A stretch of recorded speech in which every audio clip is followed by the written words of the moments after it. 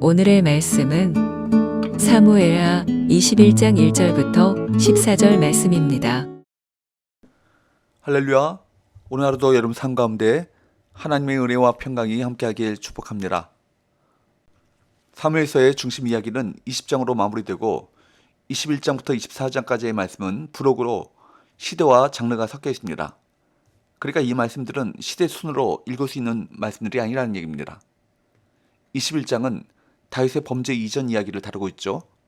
1절, 다윗의 시대에 해를 거듭하여 3년 기근이 있으므로 다윗이 여호와 앞에 간구하매 여호와께서 이르시되 이는 사울과 피를 흘린 그의 집으로 말미암음이니 그가 기브온 사람을 죽였음이니라 하시니라. 다윗의 시대에 3년 기근이 있었습니다. 이 문제를 가지고 하나님께 다시 물었습니다. 그랬더니 하나님께서 즉시 대답해 주셨죠. 3년 기근이 왜 왔는가? 사울과 피를 흘린 그의 집으로 말미암은 것이고 특히 그가 기브온 사람들을 죽였기 때문이라고 하나님께서 말씀하셨습니다. 3년 동안 비가 오지 않은 것은 결코 우연한 일이 아니라 분명한 이유가 있었다는 것입니다. 여호수아 9장에 보면 이스라엘 백성들이 가나안을 정복하는 과정 속에 기브온 족속과 화치를 맺죠. 오늘 보면 2절에도 기브온 사람은 이스라엘 족속이 아니요 그들은 아모리 사람 중에서 남은 자라 라고 기록되어 있습니다. 기브온 족속은 여호수아가 이스라엘을 속여서 화평의 조약을 맺고 살아남은 문제 있는 족속이었습니다. 속임수를 썼지만 이들과 화친 조약을 맺은 것 때문에 여호수아는 이들을 죽이지 않고 오히려 보호해 주겠다고 맹세했습니다. 그래서 기브온 백성들은 이스라엘 백성들 사이에 섞여 살면서 자벽을 감당해 왔습니다. 그러나 이스라엘 백성들 안에서도 이들에게 속아서 화친 조약을 맺은 것에 대해서 못마땅해하는 사람들이 있었는데 특히 베냐민 지파는 기브온 족속의 생존에 대해서 늘 불평했습니다. 그래서 베냐민 지파 출신의 사울이 이스라엘의 왕이 되자 기브온 족속이 이스라엘 족속과 함께 맺었던 여호수아의 언약을 깨어버리고 기브온 족속들을 죽이기 시작했습니다.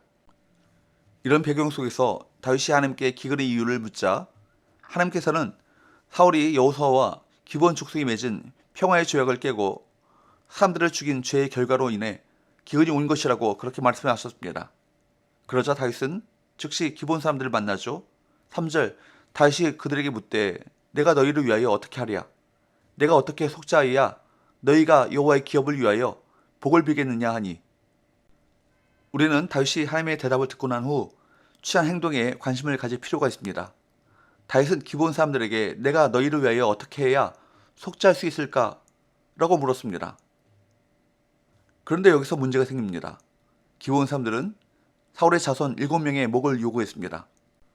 사울의 자손 중 7남자를 택하여 여호와 앞에서 목매어 달라고 그렇게 말했습니다.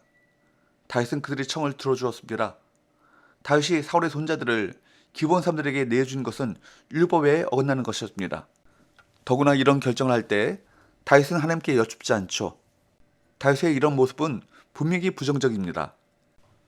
그렇게 기브온 사람들의 청을 들어줘서도 기근이 멈추지 않았다는 데서 증명되는 것입니다. 기근은 언제 끝납니까? 다윗이 억울하게 죽은 이들의 시신과 사울, 요나단의 시신을 가져다가 장례를 치른 뒤에야 멈추었습니다.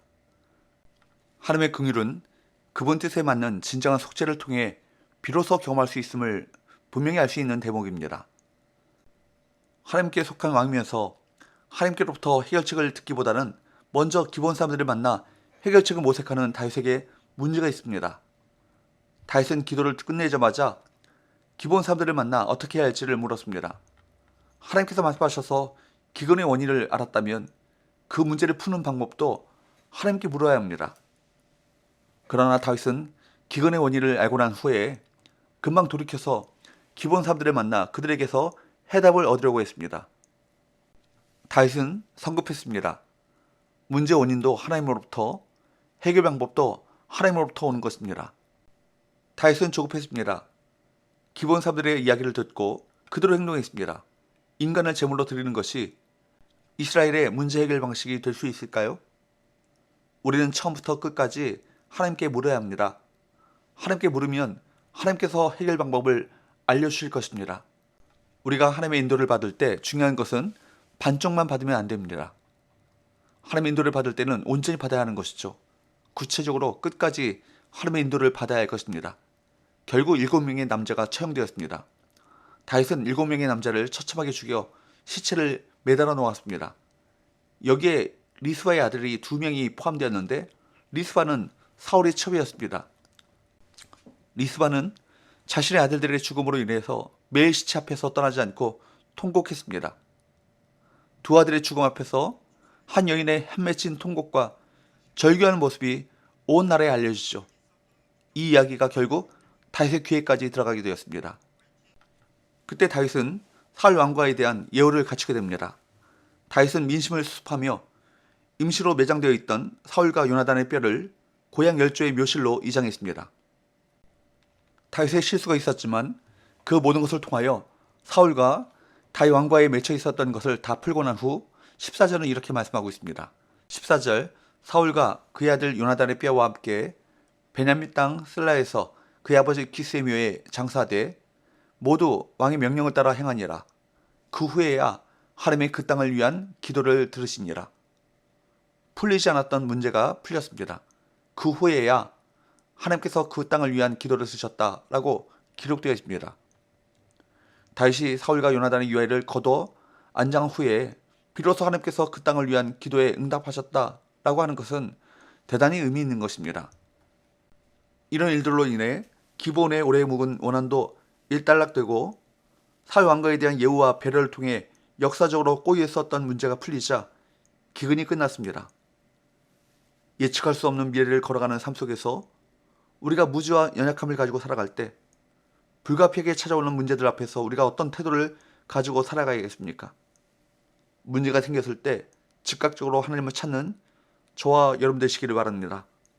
겸손히 하나님의 뜻을 구하고 그분의 인도하심을 받으십시오. 그때 선하신 하나님의 인도하심 속에서 풍성한 은혜를 경험할 수 있게 될 것입니다.